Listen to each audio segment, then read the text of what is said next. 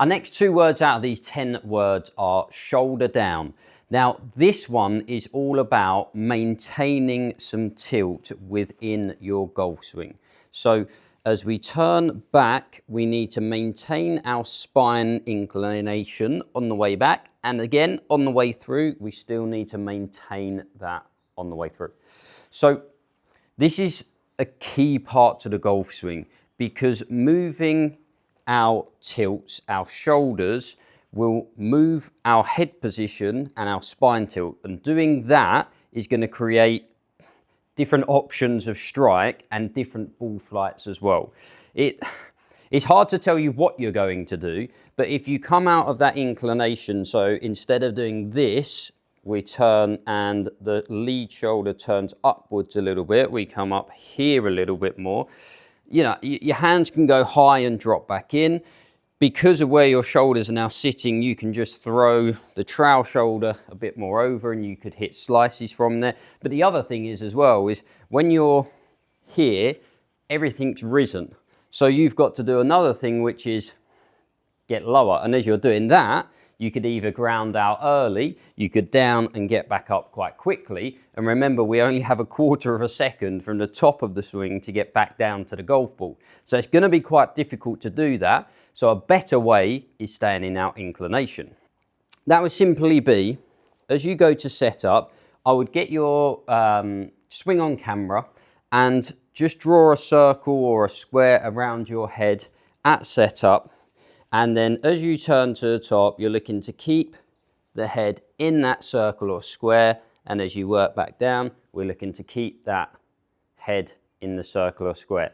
We want that minimal movement of the head position so that we can create some really nice ball striking and also create a good arc of our golf swing. This shoulder stuff creates low point and a good arc. Sometimes we see the opposite way to the head moving back and up. We also see it sometimes work forward. Now, we don't see that happen as often as up and back, but it can happen as well. So be careful that, especially when you're trying to go from someone who lifts the shoulders to keeping the lead shoulder down, that you're not going too far down into that lead side as well. Let's move into a drill that will really help you control this shoulder down movement. So we've magically appeared up against a wall. Now, the wall is going to be a great way for you to learn how to tilt in the golf swing. So we're going to have a touch point of our head on the wall. We're then going to take our nice setup. Now, from there, as you turn to the top of your swing, you're going to maintain that touch point.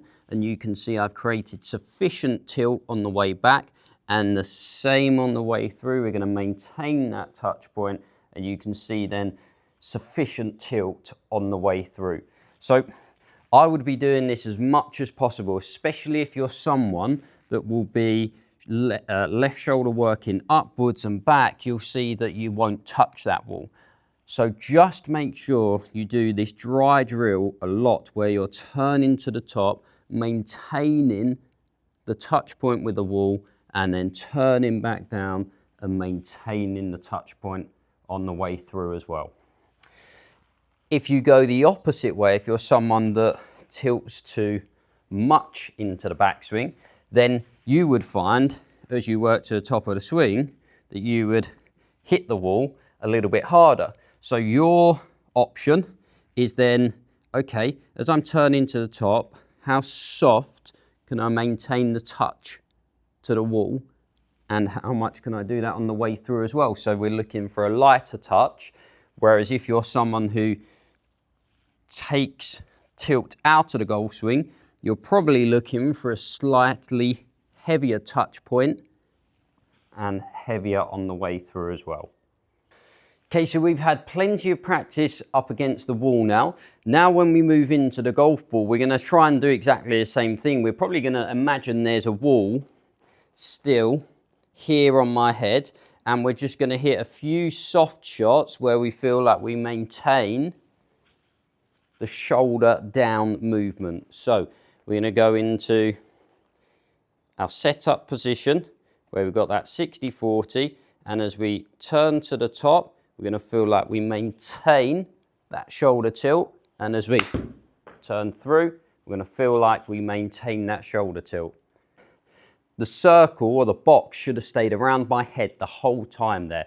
And you can see I've only hit that 60 yards just to get used to the feeling of shoulder down. And as I said, again, I would just be hitting loads of soft shots just to get used to what that feeling is of working this shoulder down. I'd be having lots of little rehearsals where, okay, I feel like the shoulder's staying down as I turn to the top, and then we should be able to produce some really nice soft shots and build it up from there.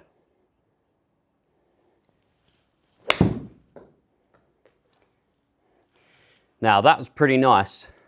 I've not swung it very quickly, and I've still got 113 yards out of it. So it's a really nicely struck shot on a very short swing. As we've gone through the motions there, slowly building the speed up, we then move it into sort of a full speed shot, still maintaining that head on the wall feeling.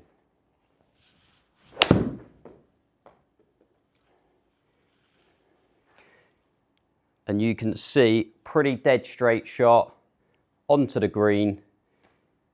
I think we'd take that. I'd probably 3-putt it from there, but it's still a pretty nice shot. So maintaining tilt in the golf swing is going to allow you to control the low point and control the path, the swing direction of the shot. You've got the wall drill to go to help you understand what the feeling is. Break it down, start very slow, 50-yard shots, 60-yard shots, building it up, building the speed up over time. Don't go rushing this. Really understand what you got to do and build it up over time. We'll see you for the next 2-word phrase of the 10 words of Stack and Tilt.